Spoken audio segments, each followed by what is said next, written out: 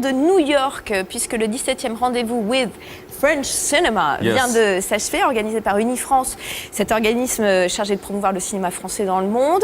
C'est un rendez-vous évidemment qui avait une tonalité particulière cette année, due au succès de The Artist. Il permet en tout cas aux cinéastes français de rencontrer le cinéma américain. Frédéric Marotto était de la partie, tout comme Olivier Nakache et Eric Toledano, partis défendre Intouchables, devenu The Untouchables, bien escorté par Harvey Weinstein. Reportage. Oui, il est partout.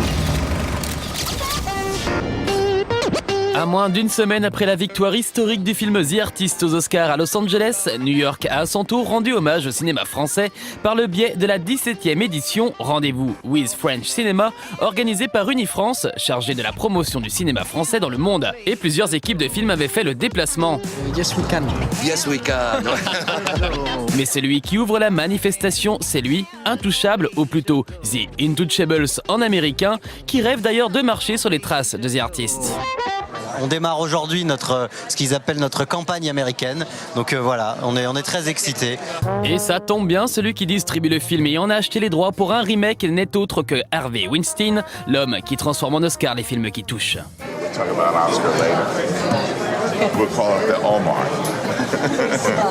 When am I going to be invited to France to have a party? Nobody comes, nobody invites me.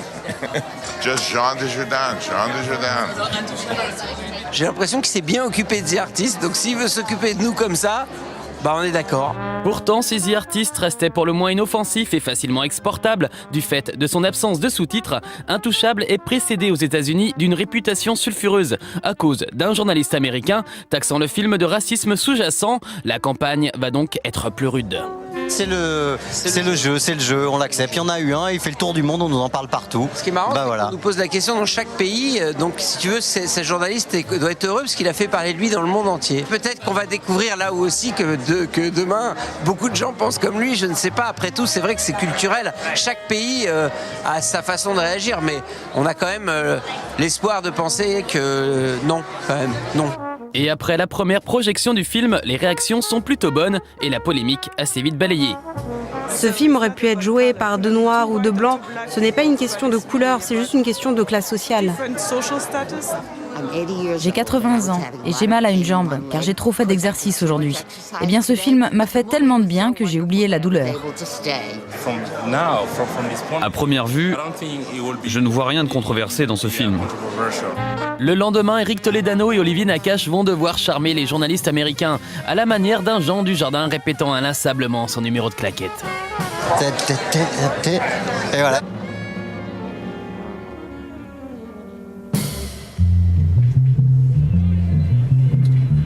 Dans le taxi qui nous mène dans le bureau de presse des Weinstein, Jean Dujardin continue en boucle à faire des claquettes à la télévision.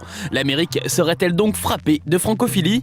Cécile Gaget est responsable des ventes internationales chez Gaumont, le distributeur français d'Intouchables. Mais aujourd'hui, celui qui donne les directives, c'est encore et toujours Harvey Weinstein. On l'a déjà vu hier, on va reparler un petit peu de la stratégie ici, ce qui compte en faire. Il parle beaucoup aux garçons en ce moment aussi de leur attitude et du discours qu'ils doivent tenir par rapport à la presse, qui doivent être extrêmement sûrs de leur choix et pas de rentrer pas dans aucune polémique comme on a pu l'entendre quelquefois autour du racisme.